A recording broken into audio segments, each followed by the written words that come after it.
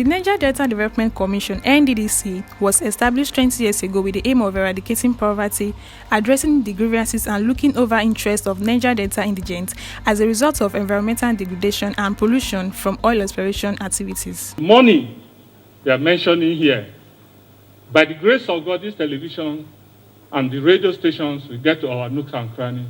Some people might even die before tomorrow morning, only hearing the billions, the trillions, without getting to them. The ministry was set by federal government under the regime of former President Olusegun Obasanjo in 2000 with an objective of providing for the indigents of oil-rich Niger Delta in Nigeria. Godswill Akpabio, the current Minister for Niger Delta Affairs, has in recent times been confronted with various allegations of misappropriation of funds meant for development of the agency and its constituents. The committee, as I mentioned to you, had approached the Office of the Accountant General of the Federation, the Central Bank of Nigeria, and the NDDC to provide us with financial transactions of the NDDC over this period of time, October 28 to the end of May. On Thursday, the 12th of July 2020, a committee was set up by National Assembly headed by Wole Oke, demanded from the Ministry of Niger Delta Development Commission a detailed account of how funds allocated to projects has been managed between October 28, 2019 to May 31, 2020. However, the House of Representatives, in their investigation, has earlier stated that 1,773 contractors has allegedly paid over 70 billion naira by NDDC as mobilization fees without carrying out the job between 2008 and 2012.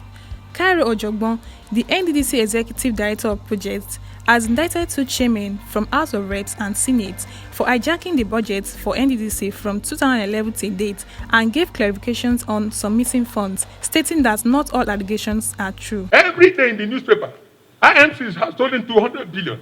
IMC has stolen 100 million. IMC this, IMC that. What is the reason for that? They want to create enough confusion so that the president will say, enough is enough, IMC go.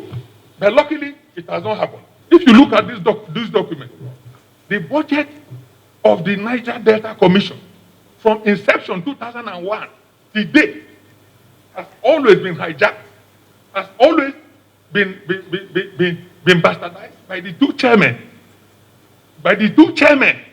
The chairman in the House and the chairman in the Senate.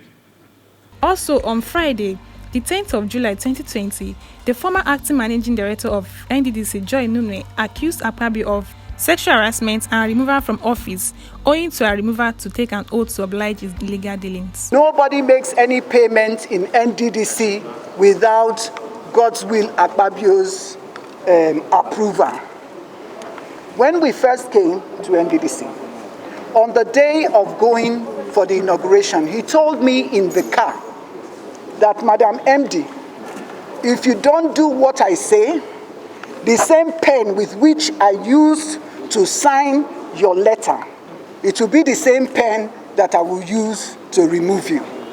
He said the first thing I should do when I get to Port Harcourt is to change the dollars in the NDDC account. Wanted me to take an oath. He has denied that, but I want to say today, he told me up to 3 times until we had a reconciliation meeting at the villa in the house of Mr. Sarki Abba, who is the SA to the president on domestics. In that meeting was Alhaji Mekano. He said the only condition was if I take the oath. I refused to take the oath, and I did not take that oath. And I will never take the oath from him. So he said he was going to remove me.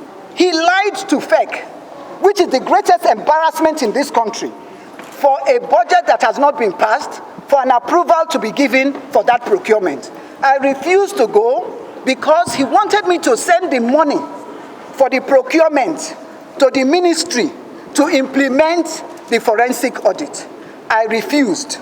I am challenging him to deny any of these allegations. In a related event, Chief Christy Ndukwe of Citizen Quest for Truth Initiatives has also claimed that the organization is solemnly responsible for providing information on all activities of the ministry, further claiming that other information provided by other sources are unreliable. I can tell you that if there's any group, if there's any NGO that is qualified to even make submissions on what's going on at the NDDC, I think the Citizens Quest for Truth. We saw people who came here with all manner of papers, figures. They never said we went to the site to see. They never said we have gone to verify. They never said we're in the search for the truth. All they said is we have paper, we have paper. Who manufactured those papers?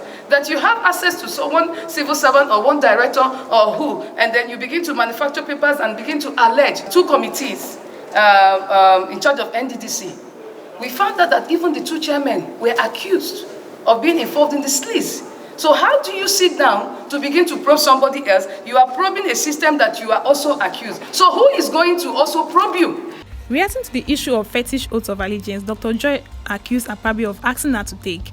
Another interim management committee member of the NDDC has dispelled the claim. Somebody is asking me what oath did I take before I became a member of the interim management committee. And I said the oath I took was the oath of allegiance by the Constitution of Nigeria on the Bible. If people have issues and they try to cover up the issues and try to bring propaganda, as a woman of God I am, I will not come to mislead the public. There is no other fetish oath given to us as members of the IMC by His Excellency Senator Dr. Godswill Akpabio. However, Senator Godswill Akpabio, the Minister of Niger Delta Affairs, has denied maltreating Dr. Joy Nunieh and refuted all allegations of corruption levied against him, further claiming that the former NDDC MD has a character problem.